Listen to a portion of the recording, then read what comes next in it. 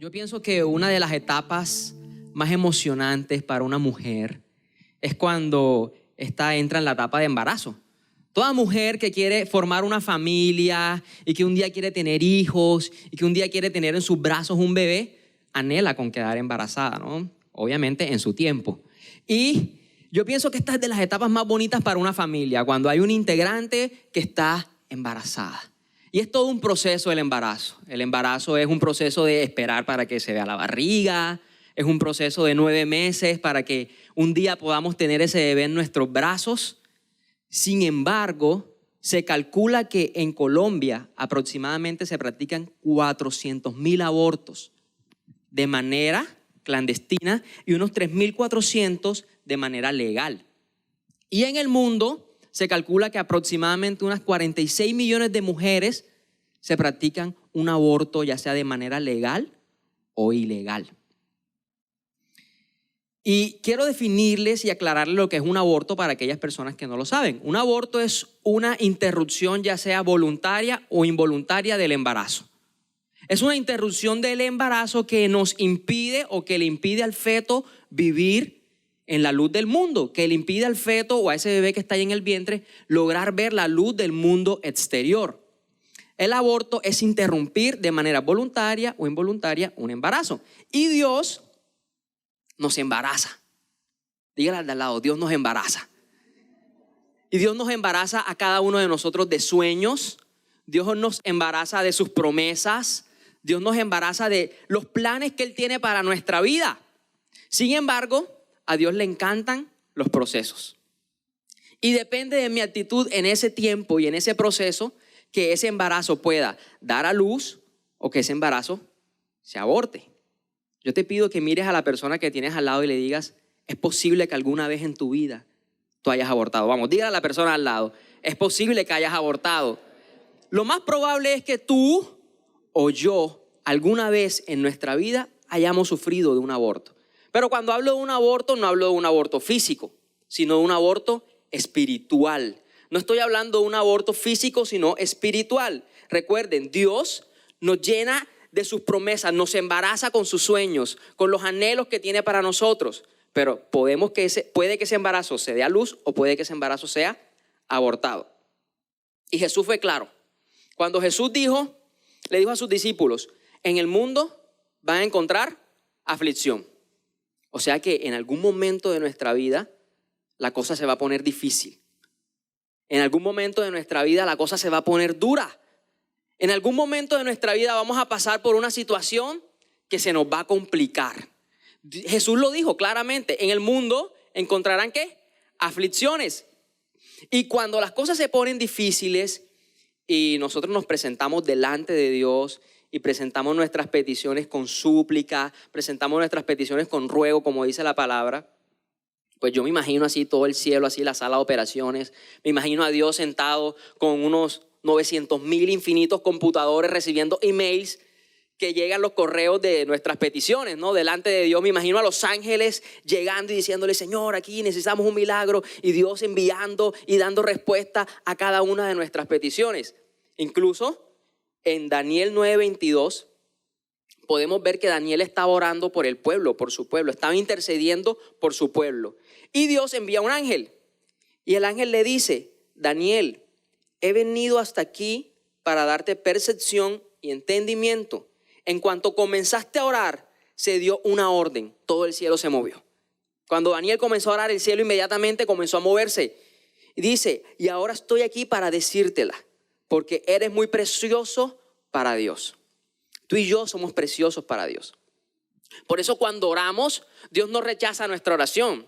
Por eso cuando oramos, Dios no se hace el sordo.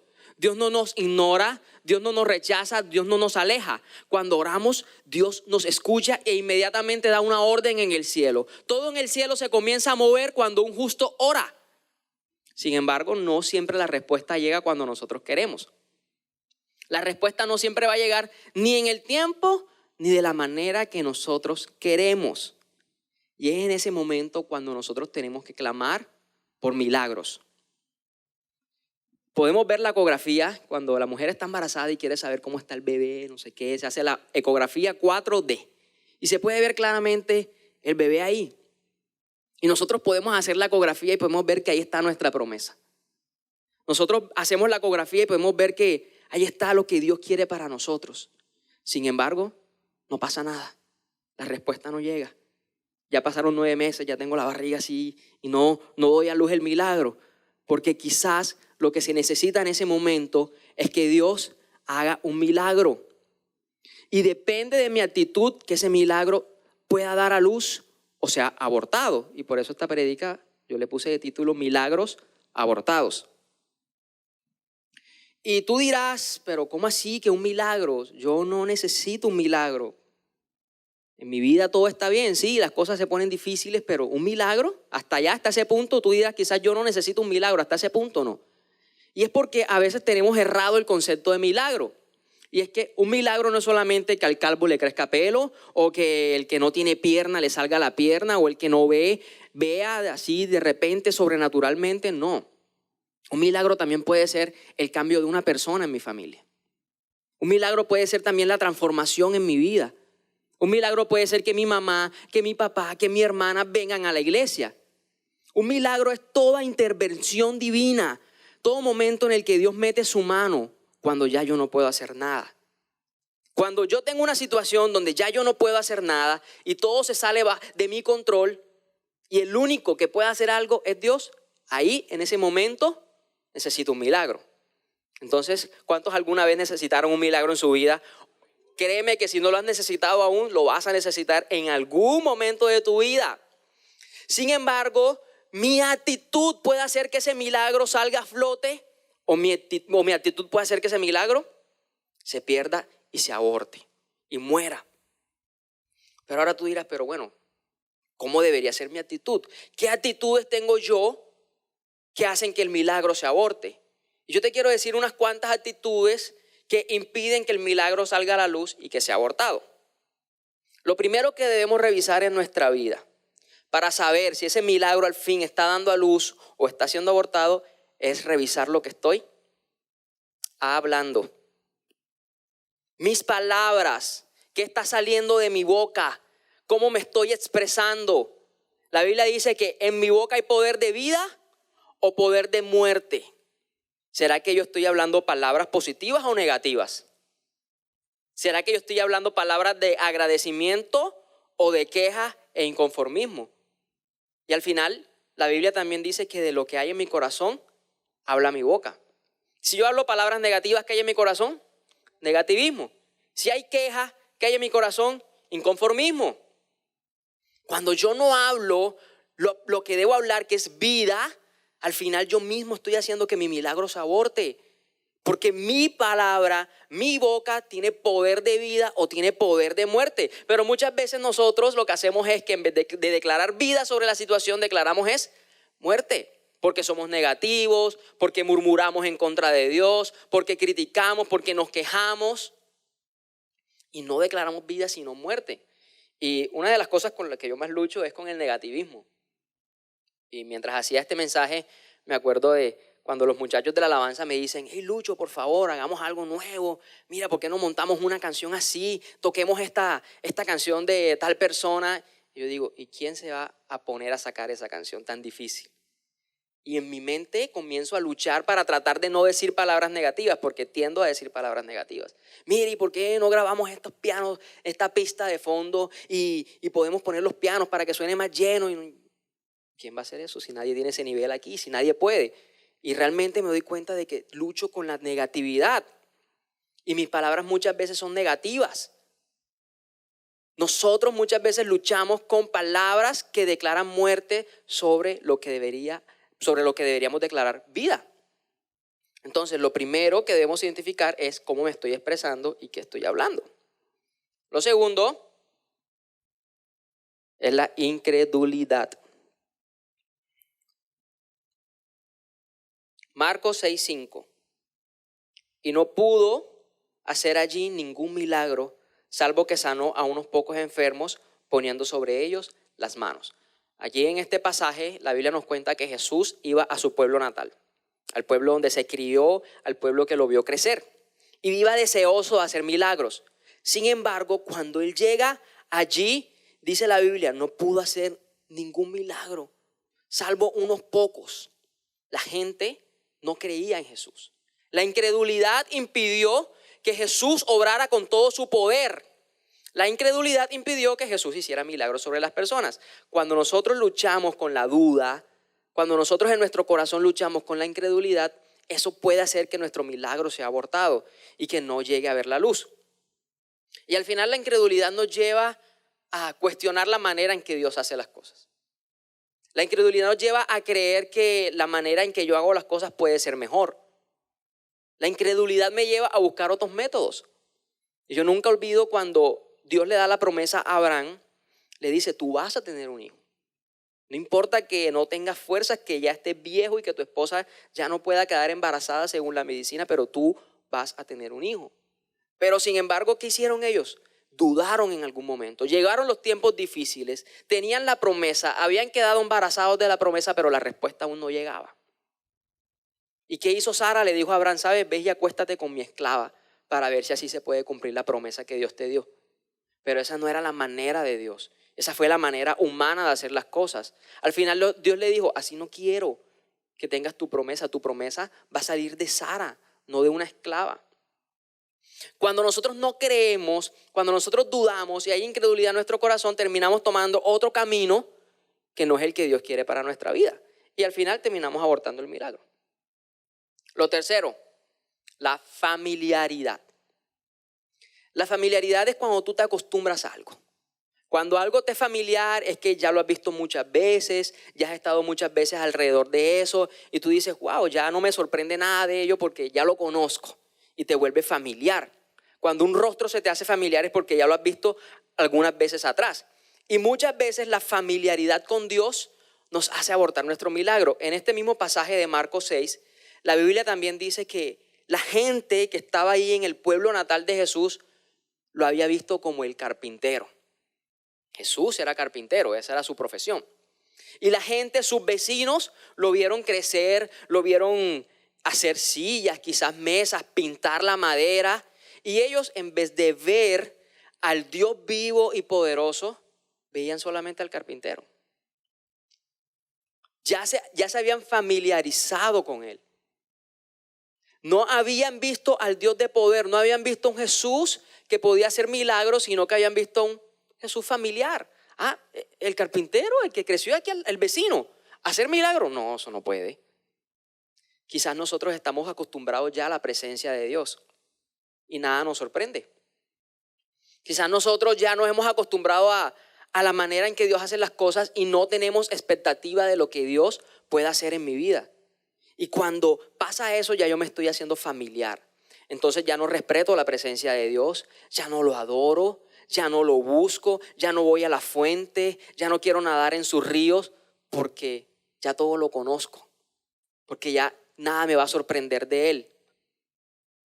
La familiaridad puede hacer que nuestro milagro sea abortado. Otra actitud, otra cosa que debo identificar en mi vida es si yo me desanimo por lo que hace Dios en otros. ¿Cuántos aquí alguna vez han orado por tener algo y han visto que otros lo han obtenido primero? Eso sí da una alegría. Yo me imagino así como ya hay unos que tienen la barriga de embarazados ya. Yo me imagino así como nosotros 9 meses embarazados de los sueños de Dios y esperando que llegue la promesa. Y yo estoy embarazado de las promesas de Dios y estoy esperando, ansioso que llegue. Y de repente llega uno que en una semana le pide y le clama a Dios y ya tiene lo que yo quería. Y yo como que, ¿en serio? No puede ser. Y eso algunas veces nos desanima. Incluso David pasó por esto. En el Salmo 73, del 4 al 7 dice, pareciera que viven sin problemas. Tienen el cuerpo tan sano y fuerte, no tienen dificultades como otras personas. No están llenos de problemas como los demás. Lucen su orgullo como un collar de piedras preciosas y se visten de crueldad. Estos gordos ricachones tienen todo lo que su corazón desea. Tú llevas orando 3 años por una esposa, tú llevas orando 3 años por un esposo y una recién llegada a la iglesia, ya, se casó. Y lo peor es que el Instagram y el Facebook te lo restriega por la cara y tú dices, no puede ser posible, Señor. 3 años orando por un esposo y ese que medio me gustaba ya se casó con la otra.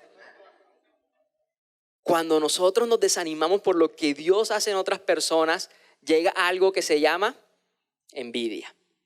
Y la envidia hace que nuestro milagro se muera. Estás orando por un carro, Dios mío, ese carro yo lo anhelo. Señor, dame la provisión, haz algo sobrenatural. Yo no tengo, pero tú sí puedes. Y oras con fe. Y estás ya así, pipón, porque estás lleno, embarazado del milagro. Y llega otro de repente que ni siquiera viene a la iglesia. Instagram, estrenando carro. Qué manera de desanimarnos, ¿no? Cuando nosotros nos desanimamos por lo que otros logran, ahí nuestro milagro puede ser abortado. Otra actitud. Cuando hacemos del problema el ídolo. Cuando hacemos de un problema un ídolo y creemos que es más grande que Dios. En Mateo 6:33 dice, mas buscad primeramente el reino de Dios y su justicia, y todas estas cosas les serán añadidas. ¿Qué es lo primero que debemos buscar? Y en ocasiones tenemos tantas situaciones en nuestra vida que lo que buscamos primero es la añadidura. No buscamos al dador, sino que buscamos la dádiva. No buscamos al que pueda hacer una obra sobrenatural en nosotros, sino que buscamos lo que Él nos puede dar. Y esto sí es grave, porque la Biblia dice que lo que tenemos que buscar primeramente es el reino de Dios. En lo primero que yo debo enfocarme es en el reino de Dios. Pero cuando mi problema se hace un ídolo, ya yo no voy a la presencia de Dios a adorarlo. Ya yo no voy a la presencia de Dios a agradecerle por lo que tengo, sino que comienzo a pedir solamente, comienzo a enfocarme en lo que necesito y empiezo a Dios a decirle, Señor, dame, Señor, bendíceme, Señor, dame la provisión. Y olvido de que Dios también es Dios y que por eso yo lo debo adorar. Y empiezo a hacer del problema toda mi situación, todo mi círculo, todo gira en torno al problema y tengo que orar solo en torno al problema. Y sí, Dios dice, presenta tus peticiones, pero también debo adorar a Dios. También debo agradecerle a Dios. Pero cuando el problema ya es un ídolo en mi vida, olvido adorar a Dios, olvido agradecerle a Dios por lo que Él está haciendo y comienzo a enfocarme más en lo que ya no tengo, en vez de enfocarme en lo que ya tengo. Todas estas actitudes pueden hacer que al final nuestro milagro sea abortado. ¿Y qué es lo que queremos que nuestro milagro vea? La luz, la incredulidad, la familiaridad, el envidiar a otros por lo que han logrado, hacer del problema un ídolo. Cada una de estas cosas puede hacer que en nuestra vida el milagro se aborte. Sin embargo, hoy yo te quiero decir cómo debemos hacer y qué debemos hacer para dar a luz ese milagro. Cuando una mujer está a punto de dar a luz y ya está a punto, ya siente las contracciones, ya han pasado 9 meses, ya es el tiempo, ¿qué es lo primero que busca? Una persona experta. O sea, no me imagino a la mujer embarazada viendo al pastor, pastor, ya voy a tener bebé. No me imagino a la mujer embarazada yendo a un edificio, oye, voy a tener un bebé, ayúdenme. No, va a una clínica, va a una persona experta en hacer que los bebés nazcan, o sea, un ginecólogo. ¿Sí? Nosotros tenemos también que hacer lo mismo, buscar a un experto. ¿Y quién es el experto en hacer milagros? ¿Y quién es el experto en cumplir sueños? ¿Y quién es el experto en hacer que las cosas sobrenaturales pasen en nuestra vida? Pues Dios. Entonces, ¿cuál es la fuente que yo debo buscar? Dios. Lo primero que debo hacer para que ese milagro dé a luz es buscar la mejor fuente. Y la mejor fuente siempre es Jesús. Jesús es el experto en hacer obras sobrenaturales. La Biblia cuenta que todo aquel que buscaba a Jesús con una enfermedad no regresaba igual. Si iba un leproso a buscar a Jesús, cuando regresaba ya no tenía lepra. Si iba un ciego a buscar a Jesús, cuando regresaba ya no era ciego. La mujer del flujo de sangre tocó a Jesús, estaba sana. El guardia que oró por su hija, Jesús lanzó la palabra y la hija fue sana. Todo lo que yo haga, cuando yo busque a Jesús, todo lo que haga por buscar a Jesús, Él lo va a recompensar haciendo una obra sobrenatural en mi vida. Entonces, ¿a cuál fuente tenemos que buscar? a Dios, a Jesús. Pues lo segundo que debemos hacer es cambiar nuestras palabras, cambiar nuestra manera de hablar. Santiago 2:14 dice: la fe sin buenas acciones está muerta. Amados hermanos, ¿de qué sirve a uno decir que tiene fe si no lo demuestra con sus acciones? ¿Puede esta clase de fe salvar a alguien? Recuerda, al final de lo que hay en tu corazón, habla tu boca. Si tú dices ser una persona de fe, si cuando tú oras tú le dices a Dios, Señor, dame fe, mis palabras deben ser palabras de fe. No puedo ir a pedir fe y no expresar fe con lo que hablo. No puedo ir y clamar, Señor, y decir, Señor, yo tengo fe en ti. Y cuando estoy hablando lo que estoy diciendo, Dios, ¿por qué me pasas tú a mí? Yo no voy a poder, no resisto este problema, no aguanto más esta situación, mejor me voy y busco otra manera de hacer las cosas. No, cuando yo actúo con fe, cuando yo hablo con fe, Dios comienza a obrar, porque mis palabras tienen poder de vida o de muerte. Y por eso yo debo dejar de quejarme, y por eso yo debo dejar de pensar en lo que ya no tengo y comenzar a agradecerle a Dios por lo que ya Él me está dando. Porque cuando Dios ve que en mi corazón ya yo estoy preparado para recibir lo que Él tiene para darme, pues Él me lo va a dar. Pero si todavía mi carácter no está formado, si todavía mientras espero yo lo que hago es ser negativo, quejarme, murmurar en contra de Dios, pues Dios me va a hacer esperar más tiempo, créanme. Dios no va a dar nada si mi corazón aún no está preparado para recibirlo. Lo tercero que debes hacer para recibir ese milagro, para que ese milagro se dé a luz, es que no te sientes a hablar con Satanás. Y esto lo puse de esta manera porque yo siento que Satanás tiene ansias y deseos de hablar con cada uno de nosotros. Él ama hablarte a ti y a mí. Y para mí hay un momento clave donde yo creo que Satanás espera todo el día para ese momento. Y es cuando estoy a punto de dormir. Cuando estoy ahí en mi almohada, acostado, de repente empieza Satanás. ¿Y cuántos cumpleaños tienes que este mes que comprar regalo? Y empiezo, ay Dios, la quincena no me va a alcanzar.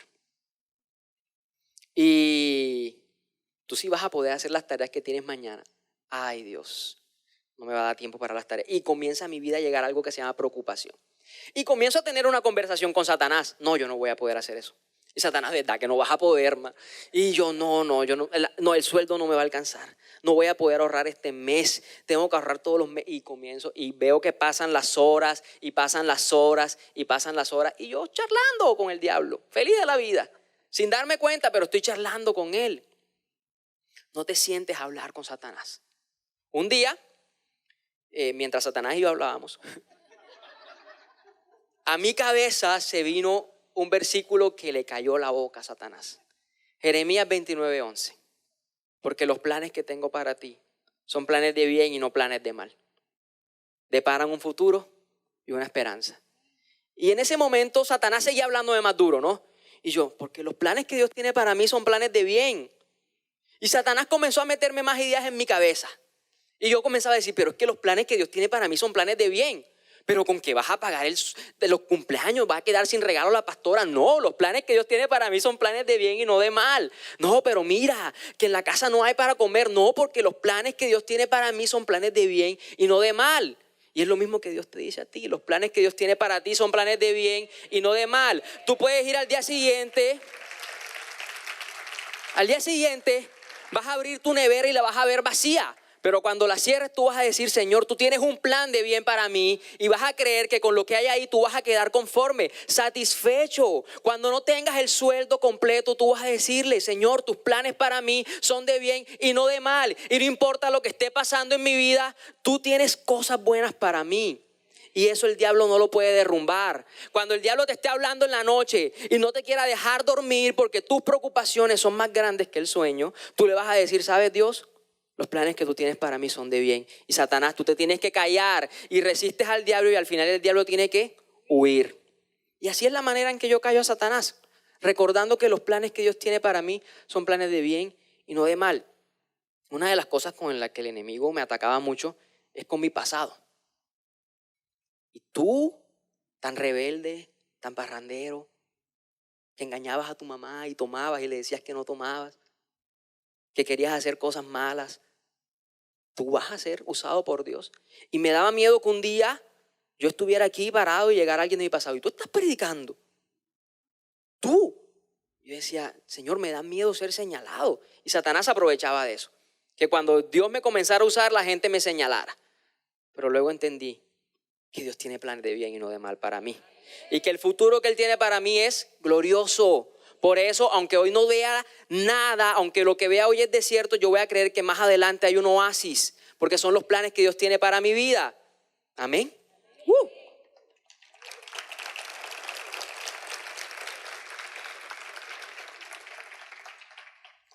El siguiente punto para poder dar a luz nuestro milagro, debes tener claro que va a haber un momento en el que Dios va a hacer silencio. La Biblia nos habla de una mujer gentil, o sea, no era parte del pueblo de Dios.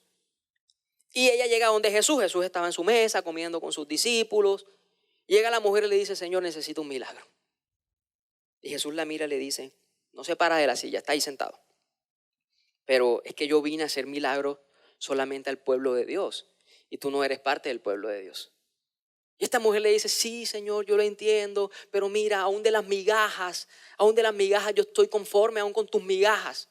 Y ahí Jesús cayó. Y esta mujer siguió clamándole. Y luego Jesús le dijo, ¿sabes? Tu milagro se va a dar.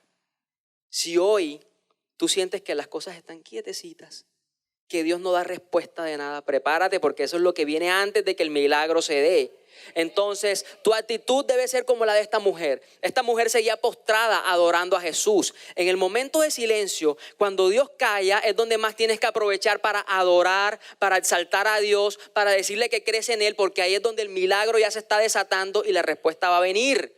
Y así como pasó con esta mujer, Dios te va a decir, tu milagro está dado. Tu fe te ha dado el milagro, porque al final el milagro es una respuesta de nuestra fe.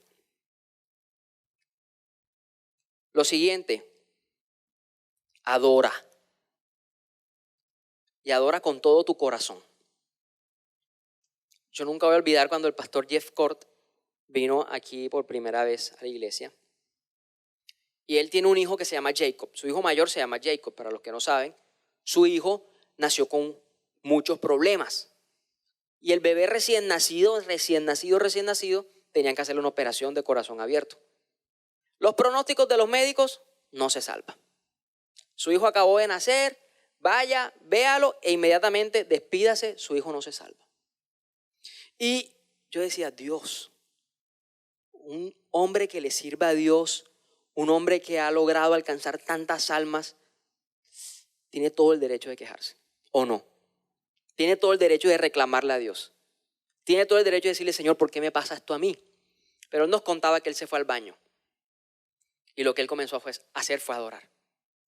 Y comenzó a cantar, creo en ti, Jesús, en lo que harás. Y desató una adoración. Y él decía que él no podía dejar de adorar, que las lágrimas caían en su rostro, pero que él sabía y tenía la plena seguridad de que Dios iba a hacer algo sobrenatural y que Jacob iba a salir de esa. Y los médicos decían que no. Pero mientras los médicos decían que no, allá estaba el pastor Jeff orando, clamando. Incluso cuando sale del baño, él siguió adorando y eso contagió a las personas alrededor. Y las personas alrededor se pusieron a adorar también. Las enfermeras lloraban. Y hoy ya Jacob tiene creo que 6 o 7 años. Y aunque sigue con problemas, es un testimonio de vida. El poder de la adoración en medio de nuestro problema nos hace entenderle a Dios que Él es lo más importante en nuestra vida. Y te hago una pregunta, aun si Dios no te da lo que tú necesitas, ¿lo seguirías adorando? Porque eso es lo que Dios anhela, que dejemos a un lado la situación difícil y que dejemos a un lado los problemas que nos agobian y nos podamos postrar delante de Él y adorarlo. Eso es lo que Dios necesita, que aun en medio de las dificultades yo pueda decirle, Señor, tú eres lo único que yo quiero y tú eres lo único que me sacia. Porque cuando Dios ve eso, tú estás buscando primeramente el reino de Dios e inmediatamente la añadidura va a comenzar a llegar a tu vida. Y la adoración tiene el poder de desatar las cosas que tú necesitas. Lo siguiente, alégrate por el milagro que pasa en otros. Mira a la persona que está a tu lado y dile: me voy a alegrar por tu milagro. Lucas 8, del 40 al 53. Dice que del otro lado del lago las multitudes recibieron a Jesús porque lo estaban esperando. Y un hombre llamado Jairo, líder de la sinagoga local, se acercó y cayó a los pies de Jesús, mientras rogaba que lo acompañara a su casa. Su única hija, que tenía unos 12 años, estaba muriendo. Ahí estaba Jairo, ¿no? Desesperado. Vino donde Jesús y hizo todo. Buscó la mejor fuente. Creyó que Jesús lo podía hacer. Y se postró delante de él y dijo: tengo una hija en mi casa, mi única hija, la que más quiero, lo que más amo, está muriendo. Y Jesús: listo, vamos a tu casa. Pudo Jesús lanzar la palabra, pero Jesús quería enseñar algo ahí. Él quería ir a la casa de Jairo. Y mientras Jesús caminaba, dice la palabra que las multitudes lo acorralaron. Y en ese momento una mujer que tenía un flujo de sangre continuo, años esa mujer con ese flujo de sangre, y esa mujer tocó el borde del manto de Jesús. Y salió poder de Jesús y la mujer quedó sana. Así que cuando Jesús sintió que salió poder, se detuvo. Y él dijo: uy, aquí pasó algo raro. Y le preguntó a sus discípulos: ¿quién me tocó? Y los discípulos: maestro, pero había mucha gente, todo el mundo te tocó. Y dijo: no, alguien me tocó con un propósito, porque de mí salió poder. La Biblia lo dice, pueden leer el pasaje. Y todos nos enfocamos en eso, pero nadie se enfocó en Jairo, ¿cierto? Entonces yo me imaginé a Jairo así como cuando yo voy con mi mamá y ella se encuentra con una amiga y uno se queda como que: ajá, ¿y yo qué? Y así me imaginé a Jairo como que... Y Jesús le dedicó tiempo a otra persona mientras iba camino a la casa de Jairo. Y también me imaginé todo lo que Jairo podía hacer. Pero este man, ¿qué, mano? No puede ser. Me voy, no, voy a buscar otro profeta. Este no me sirvió. Pero no. Ahí estuvo Jairo, esperando. Hasta que Jesús terminó su asunto con la mujer. Fue a la casa. La niña ya había muerto. Pero Jesús dijo: no se preocupen, solamente está dormida. Y la niña se levantó y el milagro fue dado. Cuando tú te alegras por lo que otros están viviendo, por lo bueno que le pasa a otros, eso desata un poder en tu vida. Porque sabes, ese poder que hizo algo sobrenatural en la vida de otra persona es el mismo que va a hacer algo sobrenatural en tu vida, en mi vida. Alégrate por lo que otros reciben. Alégrate por lo que otros tienen, porque es el mismo poder que hace milagros en otras personas. Ese mismo poder va a hacer milagros en mí. Amén. Por último, nunca dejes de insistir. La Biblia nos cuenta sobre una mujer que va donde un juez injusto, un juez que no conocía el significado de la justicia, que era vanaglorioso, orgulloso. Y ella va donde este juez y le dice: ayúdeme, tengo un asunto con otra persona, con mi enemigo, y lo que me está haciendo es injusto. Yo necesito que usted me haga justicia. Y el juez pues no le interesaba, la mujer no tenía nada que darle. Y la mujer al día siguiente otra vez: por favor. No.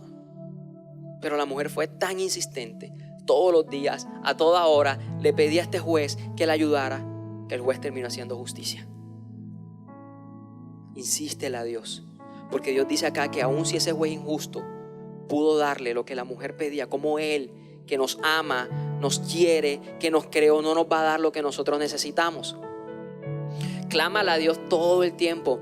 Nunca te canses de clamar, nunca te canses de pedirle, nunca te canses de rogarle por lo que necesitas. Insístele una, otra vez y otra vez. Eso, junto con la adoración, junto con la fe, junto con que lances palabras de bendición y junto con que te alegres y te refuerces con lo que otros logran en su vida, va a hacer que tu milagro dé a luz. ¿Cuántos quieren que su milagro dé a luz hoy? Amén. Los invito a orar.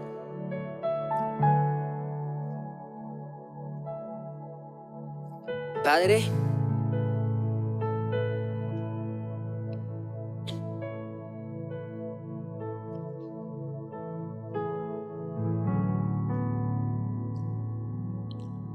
Hoy venimos a ti, Jesús.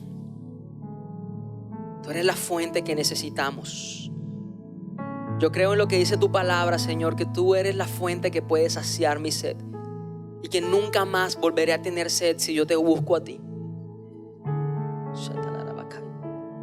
Señor, tú conoces la necesidad de cada una de las personas que están en este lugar. Tú conoces lo que su corazón necesita, Dios. Y Dios dice, preséntamela a mí con súplica hoy. Señor, presentamos esta petición delante de ti. Tú conoces lo que cada corazón está clamando a solas en su cuarto, en su habitación. Señor, tú sabes cuántos de ellos necesitan sanidad. Señor, tú sabes cuántos de ellos necesitan el cambio de su familia. Señor, tú sabes cuántos de ellos necesitan una restauración en su matrimonio. Tú los conoces, Dios. Nadie más que tú. Tú eres el mejor experto. Tú eres quien mejor me conoce. Tú no eres ajeno a mi necesidad, Dios. Tú sabes qué es lo que mi corazón está clamando hoy. Tú sabes por lo que he llorado. Tú sabes por lo que he sufrido. Yo hoy vengo delante de ti y te la presento, Señor, creyendo que tus planes para mí son planes de bien y no de mal. Pero reconozco, Dios, que quizás he tenido actitudes en mi vida que han hecho que ese milagro esté muriendo, que han hecho que ese sueño esté a punto de ser abortado. Y si tú has tenido alguna de estas actitudes, dile, Señor, yo te pido perdón. Perdón, Dios, porque me he quejado, Dios. Me he sentido tan cansado, me he sentido tan frustrado, tan frustrada, que me he quejado, que me he desatado contra ti, diciendo, Dios, que no te importo, diciendo, Dios, que mi situación a ti tú la has ignorado, Padre. Yo te pido perdón porque quizás he sido incrédulo, porque no he creído en lo que tú puedes hacer, porque no he creído en lo que tú puedes desatar. Dios, perdóname porque mi corazón ha sentido envidia por lo que otros han logrado. Perdóname, Dios, porque esta situación ha estado tan dura que ya no te he adorado. Me he olvidado de adorarte, me he familiarizado contigo, Dios.